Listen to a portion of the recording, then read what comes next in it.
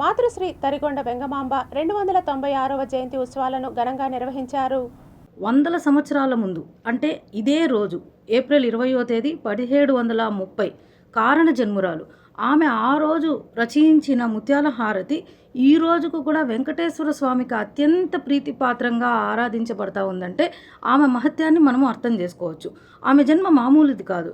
మహత్తురాలు, కారణ జన్మురాలు, ఎన్నెన్నో కష్టాలు అనుభవించి ఆ కష్టాలు అనుభవిస్తున్నప్పుడు కూడా దేవునితోనే ఉన్నాను అని నిరూపించిన మహాత్మురాలు యోగిని.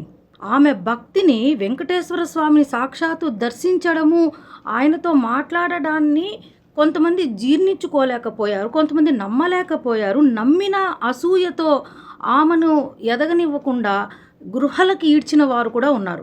అయినప్పటికీ గుహలో ఉన్నప్పటికీ తన భక్తిని మానలేదు. వెంకటేశ్వర స్వామి ఆమెను అక్కడికే వెళ్ళి కూడా అనుగ్రహించారు. ఇది మనము తరిగొండ వెంగమాంబ గారి జీవిత చరిత్రలో సాక్షాత్తు ఆ వెంకటేశ్వర స్వామిని ఆమె దర్శించడం కూడా మనం గమనించవచ్చు.